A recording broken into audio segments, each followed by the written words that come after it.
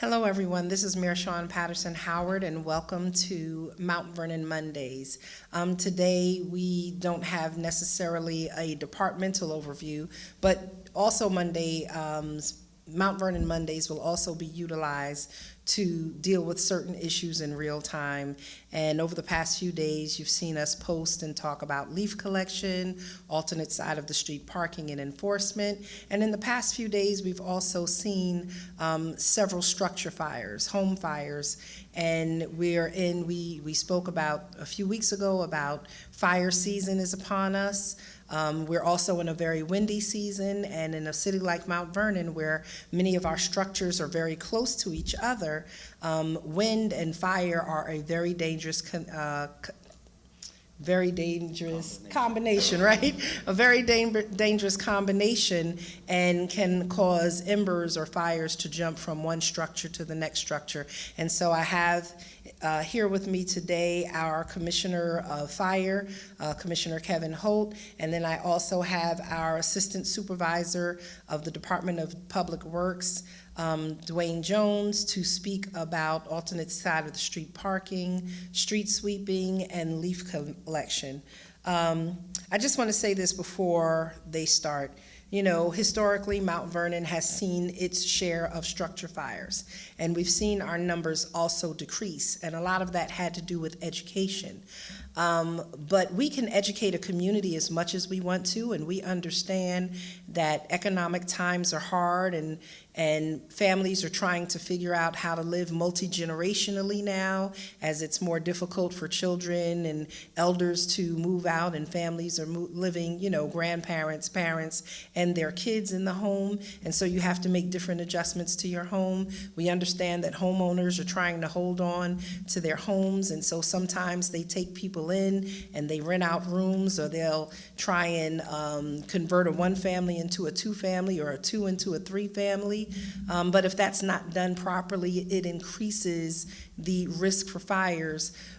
We understand also that we have a lot of absentee landlords who over the past few decades have purchased homes in our community and turned them into income residences where they don't live there, and they're not necessarily interested in quality of housing. They're interested in being able to make money and profit off of people who are desperate to find housing or some type of affordable housing. And so all of these things really, really tie in to fires and fire safety here in the city of Mount Vernon. Old wiring and old heating, ventilation, and air systems, you know, bad enforcement and code compliance in the city. And we know in 2018, Mount Vernon had one of the worst code enforcement histories in the state of New York. No department has kind of grown over the past few years like the building department, because a lot of the things that we should have been doing for 20 and 30 years, due to financial reasons or administrative, you know, lack of oversight, a lot of those things just were not done. And so in the past few years, we've tried to bring those back. And when we've brought back building code enforcement, when we have gone from maybe 2 people being paid for by the Urban Renewal Agency to 5 people being paid for by the city, when we went from, what was it, I think in fire we had 1 fire or 1.5 fire inspector to having 3, so that we could enforce the laws and that we can go out and educate people. We've experienced a lot of resistance. We've experienced resistance because there are a lot of people who know that over the last decade, 2 or 3, or years that you have done illegal upgrades to your homes. Then there are other people who have struggled financially, and they will focus on fixing the outside of the house, but not necessarily dealing with some of the infrastructure inside of the house, and that puts the homes at risk. And the city has not always done their best around code enforcement. And so all of these things, when combined, do make it very difficult and make Mount Vernon a community that is ripe for fires. And this is something that we're trying to address. But it is not the city's responsibility to do it by ourselves. Your home, if you walk out your home and you look to your left and your right, in some neighborhoods, you see that houses are very close to each other. And so it's not about you dropping a dime on your neighbor, but it is about you dropping a dime on your neighbor. If you have a neighbor and you see that they have turned their home into an SRO and they have extra people living in there, you see a lot of traffic coming in and out of that house, and it is not consistent with it being a 1 or a 2 or a 3 family house, then you need to say something. You can make an anonymous call to the building department or the fire department and report that. And you might say, well, I'm just a neighbor, I mind my own business. But when their house catches fire, and if that fire jumps to your house and now your house catches fire, that's not the time for you to tell the fire department or the city, well, my neighbor had people living in the house illegally. It impacts you, and it doesn't matter to you oftentimes until it impacts you immediately. But we can sit there and correct some of these challenges that we have in our community if we would communicate with the proper officials, and that helps us to do our job. We, in the state of New York, fire departments and building departments are not allowed to inspect 1 and 2 family residents on an every 3-year basis. We are required to inspect 3 family homes and more annually. The charge is that the state doesn't always give us the level of power and authority that we need to do that. Homeowners have to allow us to come in and inspect. If they fail to allow us to come and inspect, then we have to write them a fine. Then we have to go to court. And that can take a long time, right? And so we don't have the ability, because this is a free and democratic society, to just bust into people's houses and see if they have an SRO or if they've done illegal conversions. But you as neighbors and people who are living next to each other see more. And if you see something, say something. Because when you say something, again, it can allow us to do our jobs. So with that being said, I'm going to step to the side and I'm going to allow our Commissioner Holt to come forward and just talk to you about some of what we've been seeing with fires in the city and fire patterns in the city, and asking for your help. As residents, as homeowners, as business owners, as apartment dwellers, as neighbors, as concerned citizens, to see what you can do to help us make a difference in the community. Commissioner Holt? Thank you. Thank you.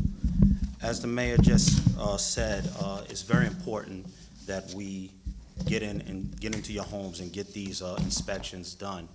Life safety is always our priority, and then comes property preservation. Over the past month, the city of Mount Vernon experienced several significant fire incidents. While each presented unique challenges, the fire department responded swiftly and effectively, preventing greater loss and ensuring the community and the residents of Mount Vernon their safety. A summary of these events: October 15th, 2025, 233 South Fulton Avenue. A fire originated on a lithium-ion battery. An e-bike was being charged next to a couch, and the resident left the home unattended.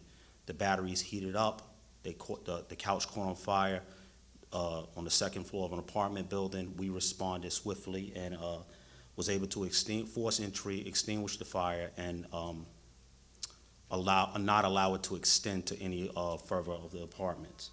On November 2nd, 2025. This is all within the last month. 252 Franklin Avenue, a vehicle fire in the driveway.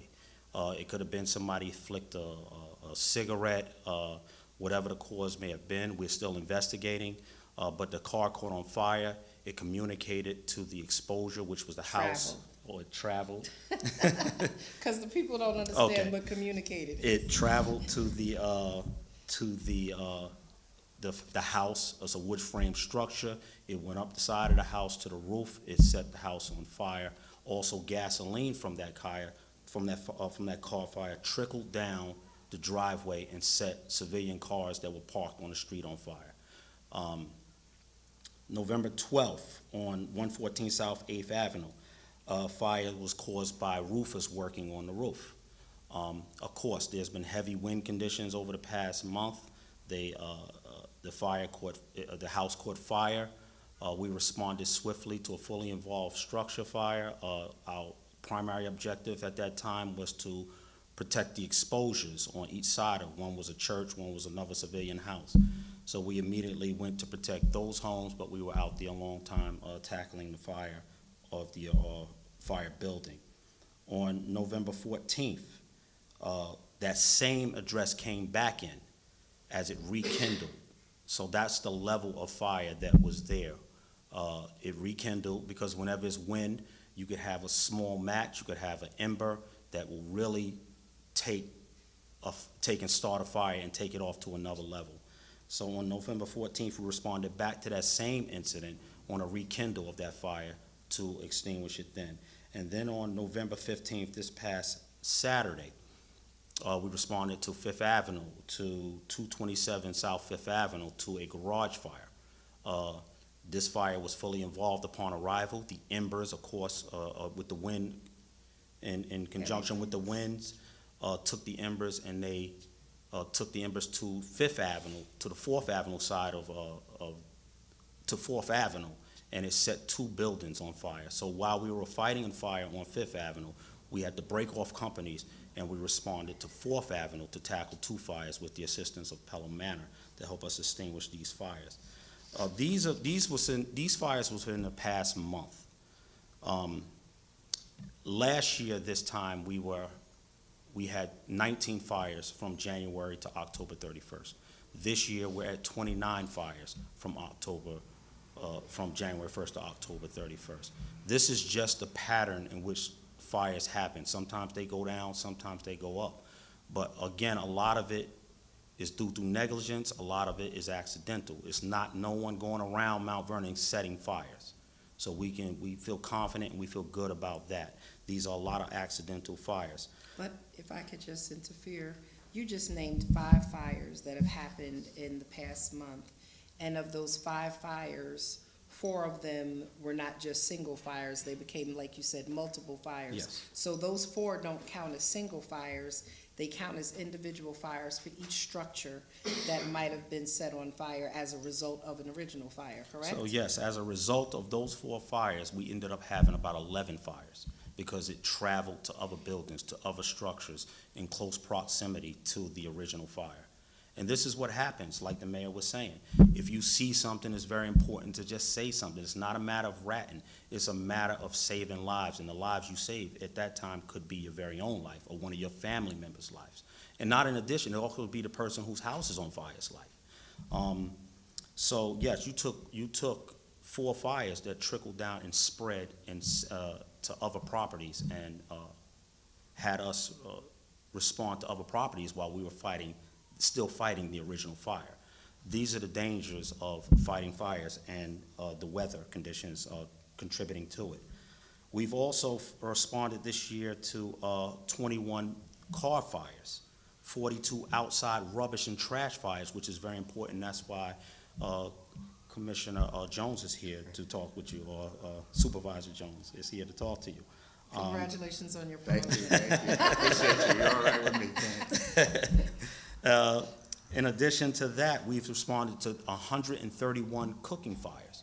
So again, whenever you're cooking at home, you have to pay attention to what's on the stove.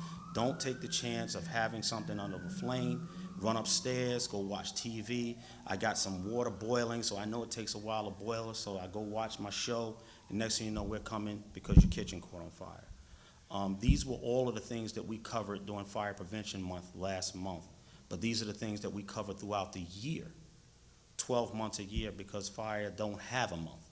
It don't have a season, even though we are heavily into what we call fire season because of the temperatures have dropped. People are starting their burners. People are starting their boilers. A lot of them haven't gotten maintenance on them throughout the summer. So when you start these things and you haven't had a maintenance, then sometimes it can be an incident where it causes a fire. I just would like to just say again that the Mount Vernon Fire Department is definitely responding to these incidences. We understand that our community is very important, our citizens are very important, and anytime there's an incident, we're gonna respond in a timely manner to secure that incident. But we're asking the public to do your part. and help the fire department, help the city of Mount Vernon, help your neighbors in keeping safe, especially during these holiday seasons. Thank you. Thank you. Thank you. Thank you so much, Commissioner Holt. Another thing that I want to say is, even if you live in an apartment, you have the ability to have apartment insurance, right? Most people think that insurance is only for homeowners or business owners, but even if you live in an apartment, you can go out and get insurance for your apartment, renter's insurance. And renter's insurance is important, but you usually have to be living in a legal apartment in order to have renter's insurance, because if you have a fire and everything in your apartment is ruined, then you have an ability to replace it. Some of the people who are fussing about the structure fires fuss about them because when a house burns down or where there's a fire, then it leaves an ugly stain on the neighborhood. And a fire-burned home or an abandoned home is what we call a zombie home in different neighborhoods, and it impacts people's property value. But beyond impacting people's property value, we could easily lose people's lives. People can lose their lives. Fire personnel can lose their lives. Thank God that we have had no loss of life, that we have not had any major injuries to our fire personnel or injuries to residents, that all have been able to get through these incidences for the most part safely. But at the same time, in the cold of winter, more than I'd probably say we're probably up to about 35 to 40 people have been displaced. Just last night in a fire, 9 people displaced. Last week, it was close to about 13 people who were displaced, and others before that, right? And so losing your property, losing your belongings, and losing your home are major issues, even if your life are kept intact. And a lot of these things can be avoided if we're just paying attention. Summer has passed, and I know some people are getting ready for turkey frying season, but keep your propane tanks away from your house. Keep them properly stored to make sure they're protected. Do not run electrical cords from your house to your little backyard and garage storage places. Some people will have refrigerators or freezers and things like that nature in their garage. Make sure that you've done the proper electrical work and you're not running electrical cords from your house to your garage or to some type of backyard area, because that is a fire hazard. If you know that you are renting an apartment and you're living in a basement, you're living in an attic, that is illegal. We understand you're trying to do what you have to do to take care of your family, but at the same time, know that there are major risks that are associated with that, and we can't improve the quality of living in Mount Vernon when people are working very hard to kind of hide some of these things.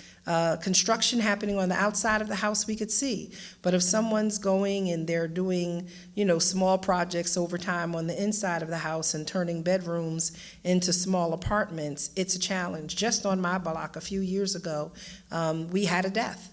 And it was a multiple family house, and we went into that house. The same people who will not allow us into the houses to do the inspections that we're supposed to do once every 3 years are the same houses that we oftentimes end up going into when there's a fire. And because we go in there now and there's a fire and there's refrigerators and hot plates in a living room that's been turned into a room, when the dining room has been turned into a room, when the basement there are bunk beds and toddler beds next to people's boilers, when in the attic, you know that families are living there. Again, we're not judging people who are struggling and trying to make ends meet, but at the same time, it is a big risk and it is a big hazard, and unfortunately, by the time we're able to get there to provide help, it's too late. Even if lives are not lost, property is and your home is. And so I'm not going to continue to beat that horse, but it is unfortunate that oftentimes we can't begin to provide help because people are hiding what they need until there's been a tragedy. And so with that being said, I'm going to step out of the way and I'm going to give this mic to Dwayne Jones, who is our Assistant Supervisor of Public Works, and he's going to talk about alternate side of the street parking and really the importance of what that is and why we need people to abide by alternate side of the street parking so that the city can do its job, and then what the consequences of not complying with that is when it comes to us enforcing the rules and some of the impact that it can have on safety in the community. Mr. Jones, welcome back. Thank you, thank you, thank you. Morning, Mount Vernon. For those of you who don't know me, my name is Dwayne Jones. I'm the Assistant Supervisor for the Department of Public Works. We're just gonna dive right in. It is leaf season, but most importantly, alternate side of street parking is imperative. We can't clean your streets if your car is left there or you make large piles of leaves there. The sweepers are not equipped to pick them up. The issue with the leaves as well is it is the owner of that property's responsibility or business owner to clean their curbside, pick up the leaves and put them in a bag. We will get them. We do not have the ability to clean up piles of leaves in front of everyone's house. It is your job to do so. The reason why we want you not to blow them into the street, when it rains, they clog the catch basins. That's an issue. It causes flooding in some people's homes, and it's unfair. Also, when you leave the leaves in the street and it rains, wet leaves creates a slippery problem for stop sign areas and street signs, so we have more accidents that way. So really what we need you to do is clean up your property. The landscapers are gonna be summoned when they blow the stuff in the street and leave it. The homeowners will be summoned if you leave it on your sidewalk or the street. We've been instructed to do so. I've instructed the men underneath me, the foreman, write the summons. So when you appear in court, you'll have to explain why you didn't adhere to the rules. They're simple.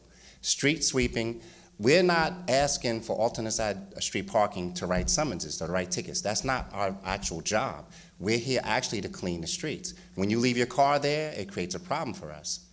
When you don't clean up from your curbside to the street, it creates a problem for us. And you're not to blow the stuff in the street. It's not our responsibility to clean up what your landscaper blew into the street. It's just that simple. We're not, like I said, the enforcement of the alternate side of street parking is not to make money. It is so that people will keep the street clean, so that it allows us to do our job and clean the streets. Sweepers aren't equipped to pick up large piles of leaves. They're just not. All right. Thank you. Anything else, Madam Mayor? No. That's it? That's Thank you so much. Thank you. And so we're just going to wrap this up. Thank you so much to our Commissioner Holt. Thank you so much to our Assistant Supervisor Jones for sharing some of that information with us. As Mr. Jones said, alternate side of the street parking is not to be a pain to you, is not to make you have to get up and move your car on your day off or before you have to leave to go to work. It's so that the city can do their job and send the street sweepers through that can clean up some of the garbage. It's not like the city officials and the DPW workers are throwing litter in the street. The people are throwing litter in the street. And it is not the best use of our police force to just stand out there and look to see if people are throwing things on the floor. You know, we as a community have to do things together to keep our community clean. If our police are used, I wish we had the luxury in Mount Vernon of just having police to stand on the street to see if you drop a can or a McDonald's bag or a Burger King wrapper or a Doritos bag. That would be really, really nice if our police had the luxury of doing that. They don't. People say, well, write tickets and write fines. It's interesting because the same people, oftentimes it's school parents that say, you have to write tickets on people who are speeding in school zones. And when we do a ticket action, 90% of the people that we're writing tickets on are parents who are running late, dropping their kids off, and who are racing in the same school zones that they complain are dangerous, right? When we start writing tickets for littering, it's the very people who are saying, why did you give my kid a ticket for throwing something on the ground? That's not fair. Why would you do something like that? So we as residents and community people have our job in keeping the community clean, have our job to do in making sure that our community is safe and free from fire hazards and litter and things of that nature, and the city has their job. If we both do our jobs together, then our community is much safer and it is much cleaner. But if we have to write tickets, we will write tickets. And as of today, we do have a prosecutor who will be in city court every day to prosecute those tickets so that the judges can no longer reduce and dismiss tickets. We will be there as the city ready to prosecute speeding tickets, double parking tickets, parking in the walkway tickets, parking in front of fire hydrant tickets, parking too close to the corner ticket, leaf tickets, any type of things that you're not doing to comply with city ordinances. We will have our attorneys in the court to prosecute those, not leaving the judges all of this leeway that they've had to dismiss the tickets. And so yes, enforcement is stepping up in Mount Vernon, and the people who will feel it most are the people who are breaking the rules. Regardless of why you're breaking the rules, we will be enforcing the rules. And so it's not about money, it's about the rules. We could spend our time doing something different other than writing tickets. If you do what you're supposed to do, then we'll be able to do what we have to do.